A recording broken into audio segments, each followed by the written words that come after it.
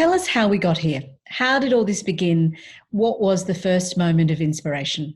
Yeah, so Eloise and I went to a leadership conference at the end of year 11, and we were introduced to this concept of the social enterprise model. So this new way of doing business that existed in order to further a cause or make social change.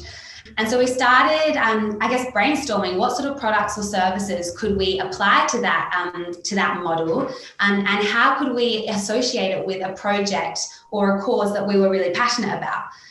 So what we did was we just started going through these products and services, and we came to pads and tampons. And then we learned about how women around the world go through their period if they don't have access to product or can't afford product. And so it was then that we thought, wow, we are so passionate about this idea. Let's take the year off and enter some local competitions, educate ourselves more about the situation, how we can best help through this business idea. And that's how it really started.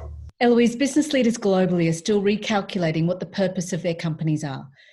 But you and Isobel have 100% clarity on your role as a social impact business.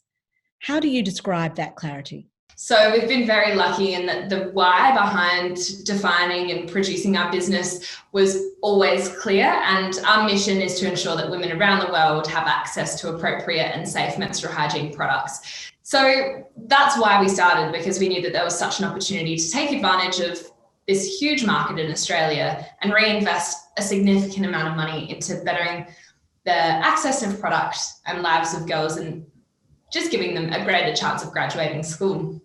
Eloise, 100% of your net profits go to empower women and girls through the charity One Girl. What you do really in terms of education and empowerment sits at the heart of what UN Women is all about. But tell us, how did you land on that charity and that impact? One Girl was a very influential charity in teaching us what menstrual health care looked like around the world. They're doing really incredible work and really sustainable work in Sierra Leone and Uganda. So they have multiple projects which address different aspects of why a girl might not be able to attend school. So they've got a toilet program where they make sure that everyone can access bathrooms. They've got a launchpad program, which is the project that we're specifically invested in where a woman who's respected in that community is given a microfinance business selling product that's locally sourced to girls for a really, really affordable price. So it's an experience that's full of dignity.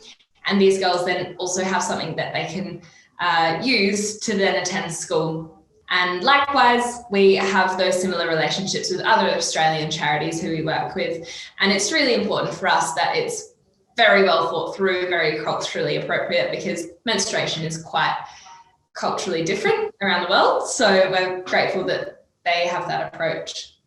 Isobel, while your profits empower women and girls, your voices also drive a huge advocacy agenda here locally. Can you tell us a bit more about what's important about that and what's important about what you do? So Taboo is pretty much, we're a brand of pads and tampons, but there's a whole component of Taboo which is really driven by a movement and a community of people who are trying to destigmatize periods.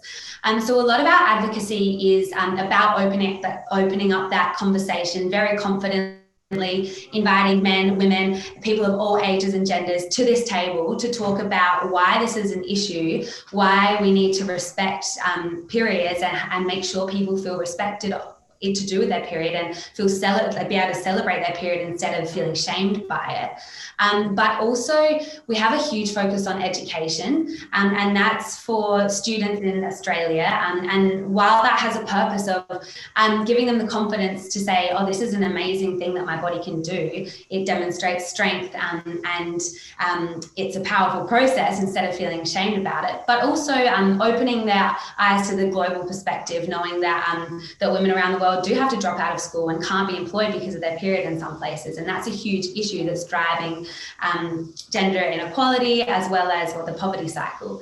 Isobel, period poverty is not just a third world problem, as you say, and not just a women's issue. Young boys benefit from menstrual hygiene education too. Does your advocacy reach men and women, boys and girls? Yeah, we work very consciously at Taboo to ensure that men and guys feel really welcome on our platforms, and we want to make sure they feel represented in our discussions and in our images online, because this is not an issue that just affects women. Menstruation is part of the reason we can exist as a human species. Therefore, it inherently affects every person, whatever their gender. But also, men have people in their lives that bleed. They have mothers, they have sisters, and we can't forget that trans people as well who bleed but may not identify as a woman as well. So there's huge populations of people who are affected by this natural bodily function. And yeah, we do that very consciously at Taboo because everyone needs to be a part of this conversation. Isobel, you accepted the Young Australian of the Year award on behalf of you and your friend Eloise. What are your plans this year? Tell us a little bit about what you hope to achieve with this extraordinary platform. The fact that a whole body of people, quite influential people in Australia, have decided that this is a topic that deserves that platform, that national platform, is hugely encouraging to us. So we're going to use that as much as we possibly can to continue our main messaging. Obviously, the crux of Taboo is selling our pads and tampons, and that's how we can reach our mission of eradicating global period poverty. And so we're going to use this platform to hopefully have as many customers as possible, A, buying our product, but B, being part of our community and part of our movement demanding change in this area. We have an incredible team of 10 volunteers in Australia, in South Australia, and 2 in Victoria. And our team is all hands on deck. We're ready to do what we need to do to keep championing this cause. And we're so lucky to have them as our team. So back to you both and to Taboo. You've just started this business. In your wildest dreams, what does success look like for you both personally and for the business? An image of success in the business for us is to be quite a competitive position in the market. We want our product to be respected in that it is of extreme high standard and we have a social purpose for our profit. And as we progress in this journey of growing Taboo, people are more conscious of their purchases and recognize that when they make a decision with their money, they are investing or not investing in something that they might be proud of or not so proud of. We really want to shake up the expectations of owning businesses because we don't think that it is the most sustainable, ethical or socially conscious way to go about business. So I plan to finish my studies. I have a huge passion for women's health, reproductive health.